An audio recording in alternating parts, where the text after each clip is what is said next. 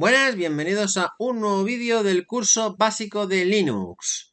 En esta ocasión vamos a explicar más comandos relacionados con la gestión de procesos. Bueno, en primer lugar, lo que vamos a hacer es explicar el primer comando, que es ps. ps lo que nos permite es mostrar una serie de procesos que tenemos activos. Pero ahora mismo vemos que solo sale dos procesos y alguno se preguntará, ¿y realmente solo hay dos procesos en la máquina ahora mismo en ejecución? No. PS, si no se le pone parámetros, lo que nos hace es mostrar aquellos procesos que han sido ejecutados por el terminal actual. Si queremos ver todos los listados, hay una opción que es "-e". Y este sí nos muestra todos los procesos que se están ejecutando en este mismo momento dentro de lo que es el equipo. Entonces, voy a explicar en qué consiste cada uno de estos parámetros. PID es el número identificativo del proceso. Y lo que nos permite es simplemente en una serie de comandos a posteriori podremos matar ese proceso con el PID o podremos hacer una sustitución o nos servirá para saber quién es el proceso padre de otro. Y esto lo voy a explicar un poquito más adelante. Luego, este time es el tiempo de ejecución que ha ejecutado, si mal no recuerdo, creo que es a nivel de lo expliqué el otro día, a nivel de interrupción del sistema. Decimos que aquí hasta un segundo. Y por ejemplo, pues el shell hasta 45 segundos, hasta 45 segundos, etc. Y luego cmd es el comando que se ha lanzado para lanzar dicho proceso. Bueno, aquí ahora, por ejemplo, vemos que el 2005 es el bash, que es el proceso que hemos lanzado, y el 2069 es el ps, el comando ps que hemos lanzado. Vamos a añadir dos procesos. Una manera sencilla de añadir un proceso, hacerle un nano a una instrucción y le ponemos en la persa para que se quede en segundo plano. Vamos a hacerlo dos veces. Vemos que se ha creado el 2070 y el 2071. Fijaros bien, esto ya es el proceso. Si ahora hacemos un PS a secas, porque esto lo hemos lanzado desde el bash, vemos que sale 2070 y 2071. Y de hecho nos está diciendo que hay dos procesos que ahora mismo están detenidos a la espera de que nosotros interactuemos con ellos. Este proceso está detenido y hasta que no accedamos a él, no se retomará. Pero bueno, la cuestión es que podemos obtener más información incluso. Para ello podemos decirle, vamos a listar todos los procesos del sistema y le vamos a pasar la opción "-f" para que nos diga más información. Y luego, esta información aquí pues nos puede ser de utilidad. Nos dice quién ha lanzado, el UID nos dice el nombre del usuario que ha lanzado el proceso. El PID es quién ha lanzado el proceso, perdón, el número de proceso en sí. Y luego, el PPID es el padre del proceso. ¿Quién es el padre del proceso? Y esto es interesante. Voy a explicar así brevemente cómo funciona un poco la gestión de procesos en Linux. En Linux todo nace a partir de un proceso, o la gran mayoría de cosas nacen a partir de un proceso denominado init, que lo veis aquí, es este proceso de aquí, init. Ese init, y bueno, y veo que aquí el keathrat este también genera cosas, pero bueno, todo nace a partir del proceso init. Init es el primer proceso que se crea y por eso tiene el PID1. Luego vemos que hay otro, el PI2, que no lo genera el init, que no se genera con el arranque del sistema.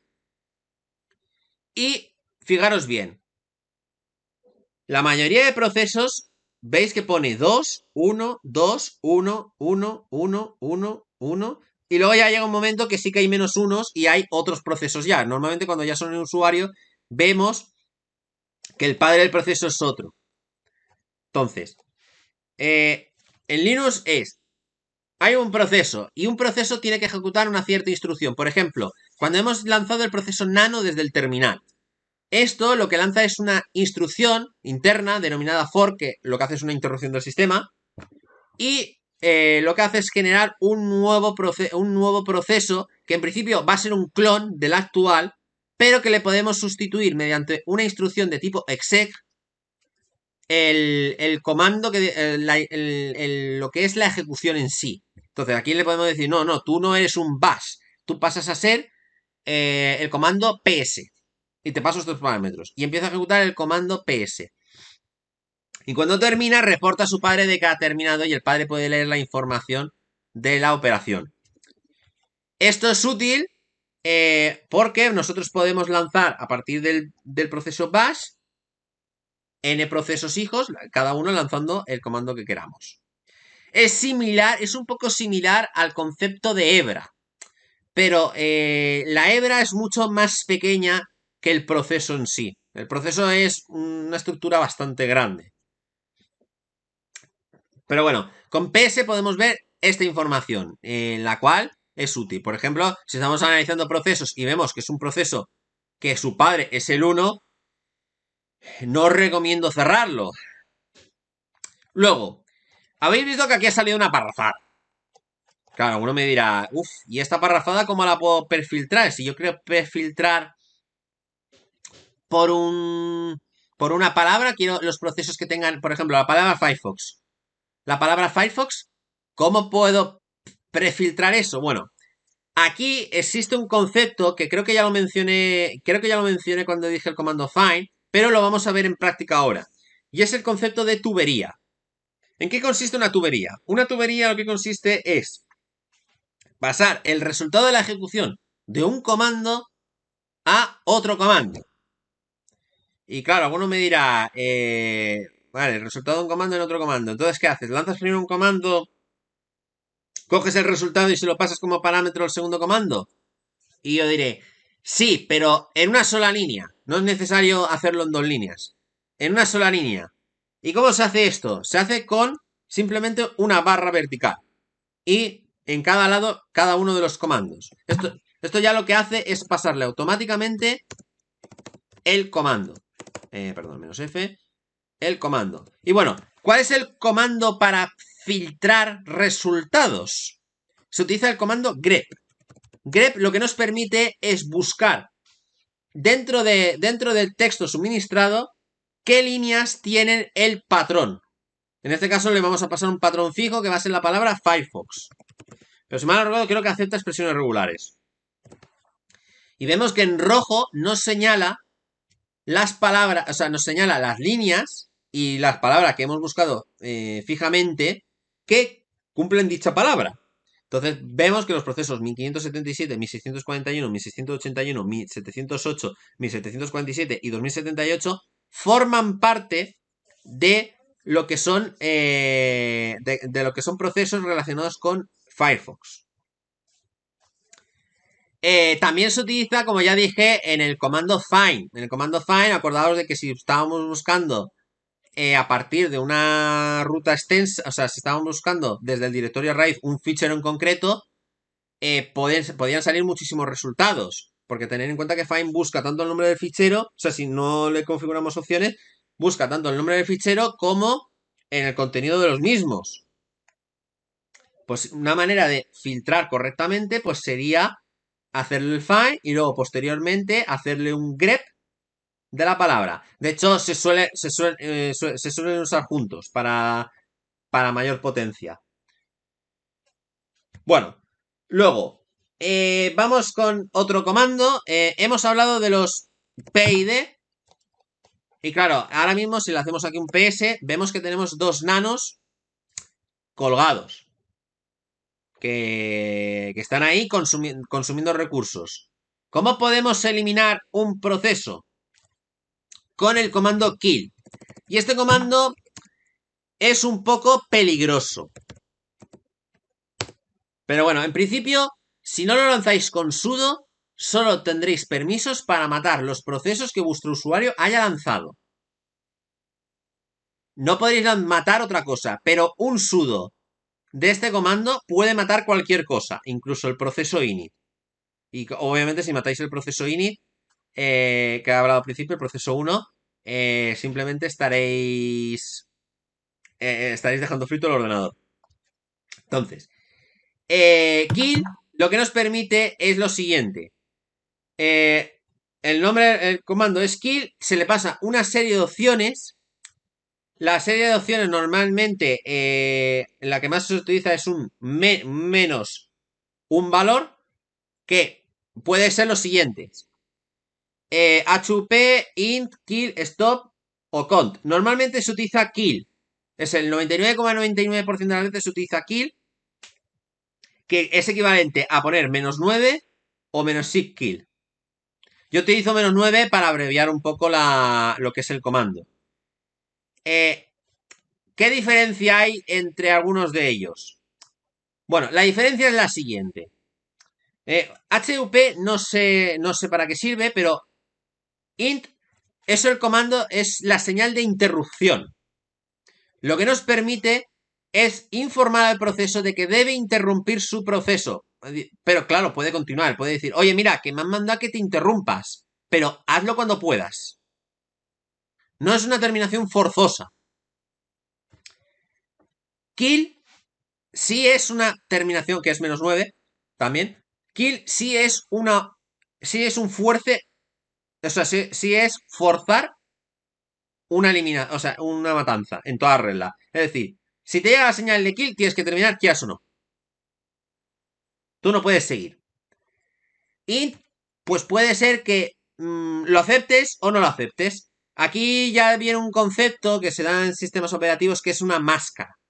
Máscara de señales. Y tú puedes escucharla, aceptar la interrupción que te viene o no aceptarla. Normalmente, incluso kill creo que se puede bloquear con la máscara de señales, pero no se recomienda hacerlo. Porque kill, por ejemplo, kill se utiliza, la opción de kill se utiliza sobre todo, por ejemplo, cuando se va a apagar la máquina y tú tienes que apagar el sistema operativo, se manda un kill. Luego, stop, lo que le indica al proceso es, oye, detente, pero no te elimines todavía. Solo detén tu ejecución. O sea, hasta que yo no te informe, o sea, hasta que no te llegue un cont, tú no sigas la ejecución. Y ya, ¿vale? Me quedo esperando. Y con cont continúas la ejecución. Esto es equivalente, el stop y con es equivalente a como si estuviese el proceso esperando a que le llegara una entrada-salida. Se estaba esperando a que termine una operación de entrada-salida antes de continuar. En este caso, pues está esperando, después de un stop, esperará al comando cont, al kill cont, -cont, para que reanude su ejecución. Pero bueno, lo más normal es utilizar un kill, -9, -sig kill o menos kill. Normalmente se utiliza -9. Y con el PID. Aunque hay una serie de opciones que es, por ejemplo, si le ponemos un -1, no 1, -1, lo que nos permite es matar todos los procesos que podamos matar. Cosa que viene bien para liberar recursos, pero no os lo recomiendo porque puede ser que os estéis cargando algo importante. No os vais a llegar a cargar el proceso ini del que he hablado al principio, pero generalmente casi todos los procesos de vuestro usuario los va a matar. Salvo algunos muy concretos. Creo que los que son del padre del 1 no los llega a matar, pero el resto creo que sí que los puede llegar a matar. Bueno, vamos a ponerlo en práctica y vamos a matar a este proceso 2070. Bueno, fijaros bien que todavía los tenemos. Hacemos un kill, -9, 2070. Si ahora hacemos un PS, veis que te acaba de decir, oye, que se ha matado un proceso. Y hemos matado al 2071. Y ahora, voy a poner otro ejemplo. Voy a abrir otro terminal. Y aquí voy a hacerle un nano adiós.txt. Bueno, creo que ya lo tengo creado de otro día. Sí, lo tengo creado de otro día. Lo que voy a hacer es, fijaros bien, voy a guardar el cambio. Ahora, le voy a decir aquí un adiós. Está guardado. Lo voy a dejar abierto. Y ahora nos vamos al otro terminal. El otro terminal Como es un proceso del otro terminal, no lo vamos a poder ver directamente. Vemos que aquí sigue saliendo el mismo, pero si hacemos "-e", "-f", como antes, vemos que aquí sí sale el nano adiós txt y vemos que es el proceso 2139 lanzado por el bus 2131, que es este de aquí, el de arriba. Y entonces podemos coger y decirle, oye, quiero que mates a ese proceso 2139. ¿Qué pasará? Vamos a verlo. Vemos que se ha salido y le ha hecho un kill. Si ahora restauramos, hacemos un nano adiós.txt, vemos que sale una confirmación diciéndote, oye, de que esto se estaba editando, pero alguien me ha forzado la terminación. Y yo, ¿quieres seguir editándolo? Sí. Pero cualquier cambio que hubiera aquí se va a perder. ¿De acuerdo? Tenerlo en cuenta eso. Bueno, luego, otro comando interesante. ¿Os acordáis de esto relacionado con la memoria RAM? ¿Os acordáis del comando que utilizamos para ver cuánto de disco duro nos quedaba? Que era diskfree, de F. Pues bueno, tenemos un comando idéntico o muy parecido para la memoria RAM, denominado free. Con free lo que nos permite es ver la memoria que tenemos en total, usada y disponible. Bueno, voy a explicar brevemente para qué sirve cada uno de estos parámetros. Y bueno, la cuestión es la siguiente. Total nos indica, si mal no recuerdo, creo que es en kilobytes, el número total de kilobytes que tenemos de memoria RAM. Usado, nos dice cuál está usado por programas, ya, directamente. Libre la que no está usada por nadie, es decir, que cualquiera puede utilizarla. Luego vemos aquí que hay una memoria que pone compartido. ¿En qué consiste esta memoria compartida? Bueno, por ejemplo, hay algunos procesos o algunas mecánicas del sistema operativo que, por ejemplo, cuando se va a abrir un fichero, el fichero, o sea, imaginaos que queremos abrir el fichero el adiós, que hemos dicho. Y lo abrimos de dos sitios diferentes. O incluso lo abrimos uno en modo lectura y otro en modo escritura. ¿Este fichero se abre dos veces y cada uno lo gestiona por su cuenta? No.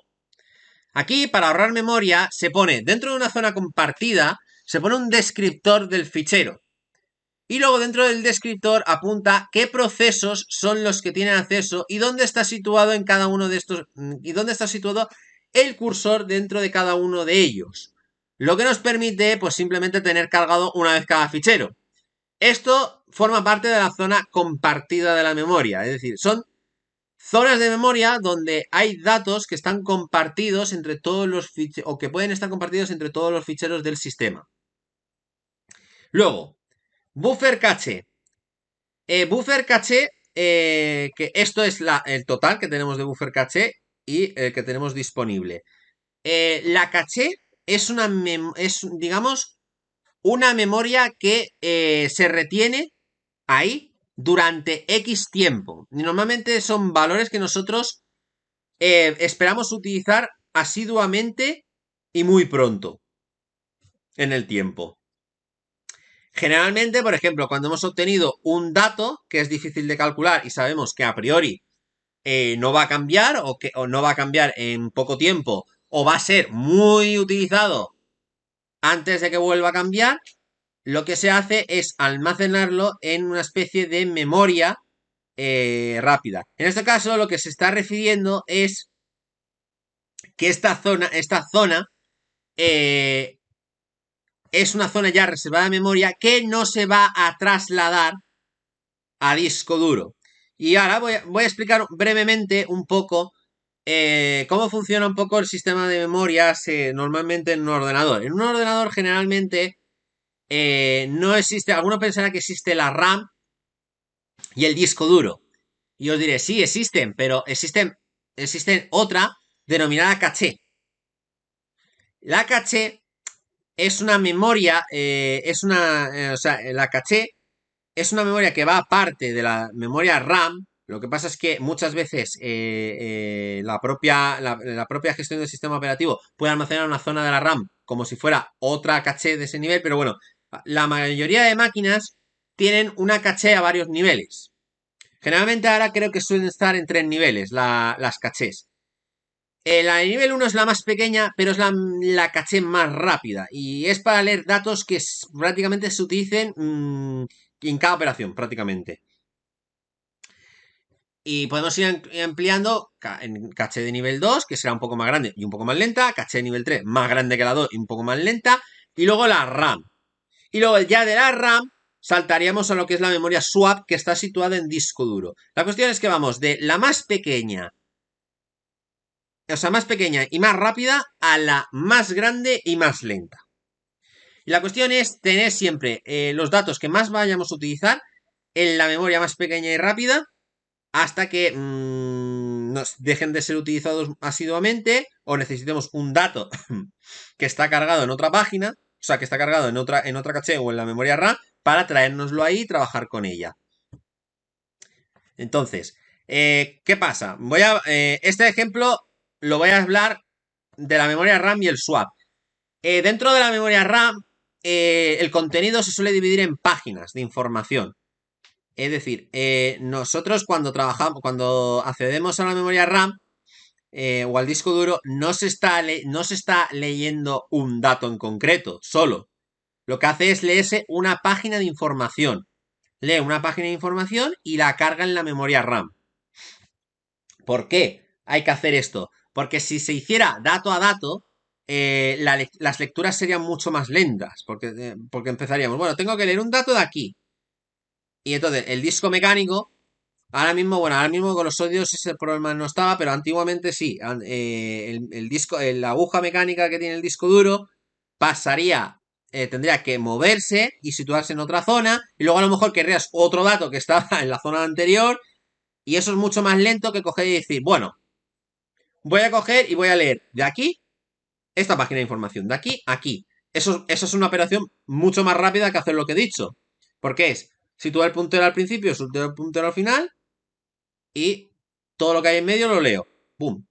Y lo cargo en la memoria RAM.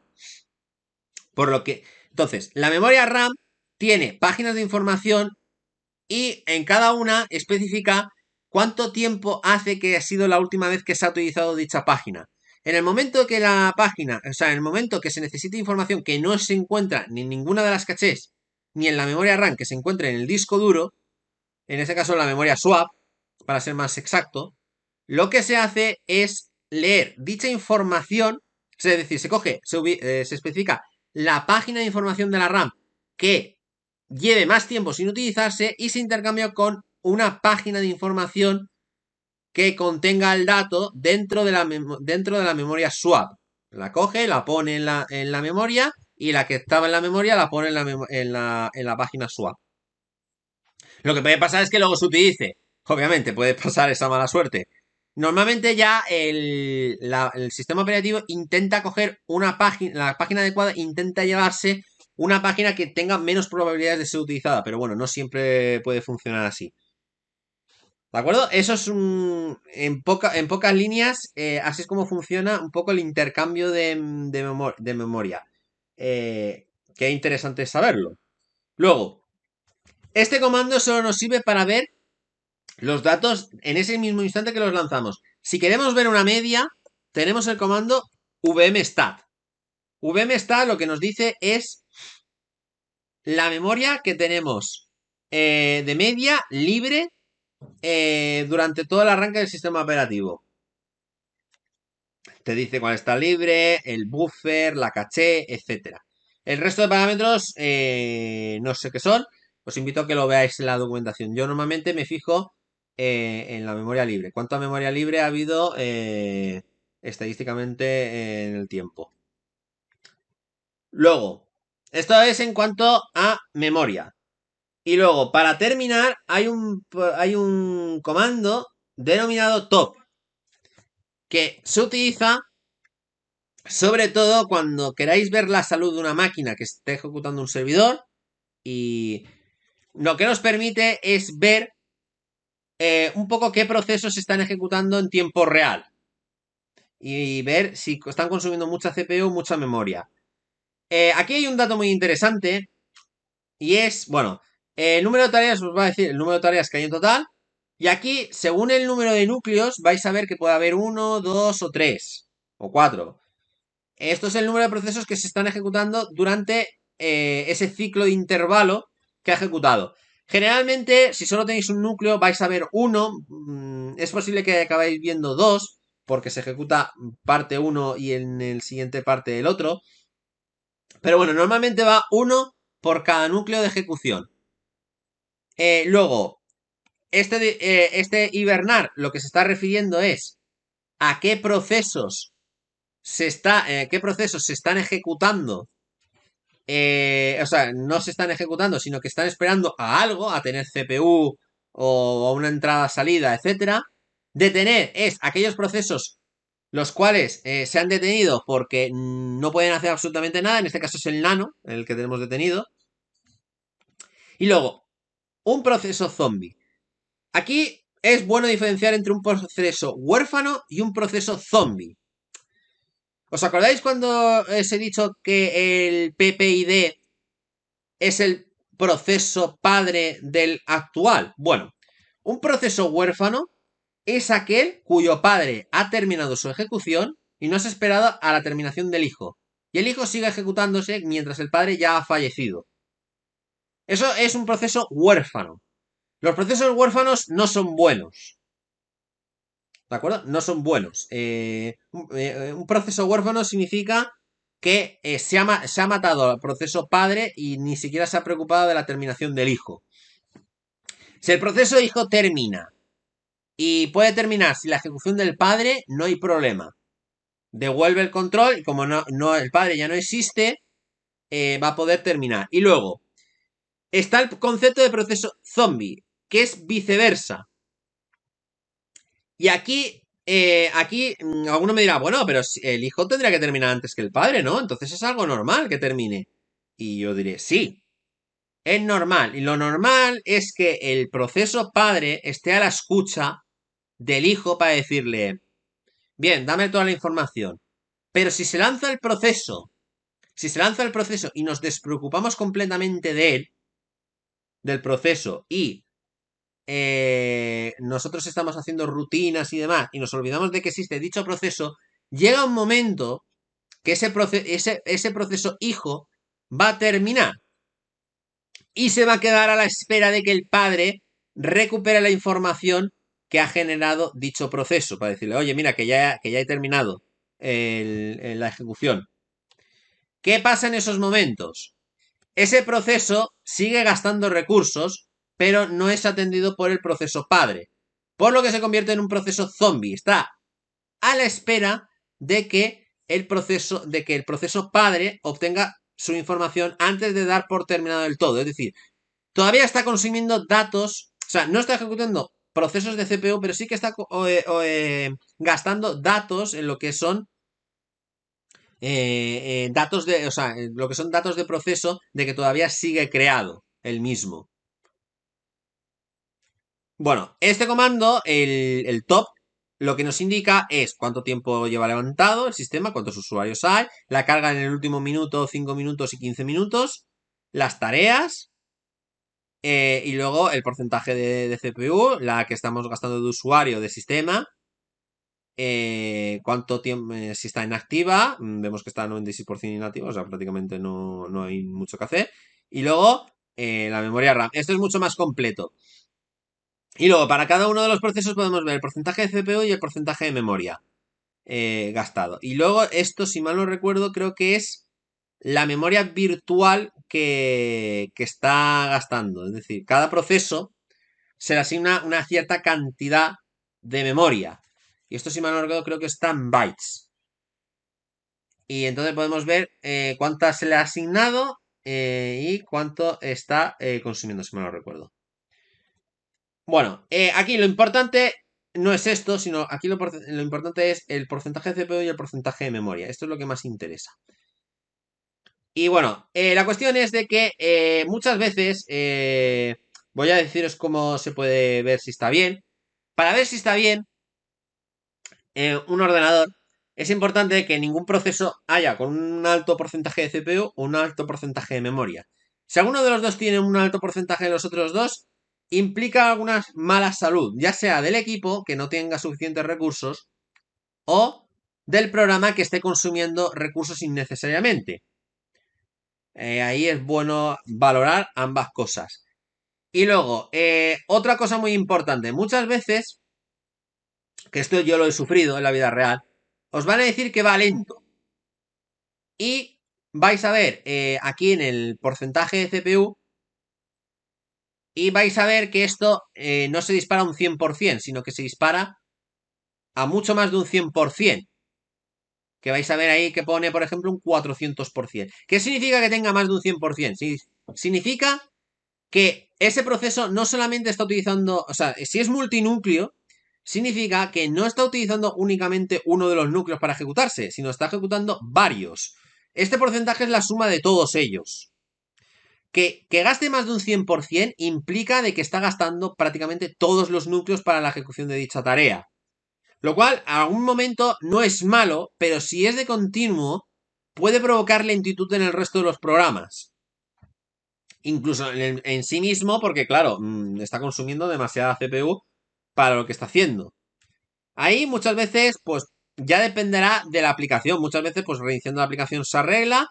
O, si es porque lleva mucho tiempo en uso el ordenador, ahí os recomiendo a lo mejor que le peguéis un reinicio y luego arranquéis la aplicación y volváis a observar los niveles de CPU y de memoria. Pues bueno, con esto damos por terminado el vídeo de hoy. En el próximo vídeo explicaré, quedan 2 vídeos solamente de clase. En el próximo vídeo explicaré comandos relacionados con redes. Y en el último vídeo explicaré cómo instalar un servidor Apache y a generar un shell script. De hecho, lo que vamos a intentar hacer es instalar Apache a partir de un shell script. Así que nada, nos despedimos por hoy. No os olvidéis de suscribiros y de darle a la campanita de notificaciones. Nos vemos. ¡Hasta luego!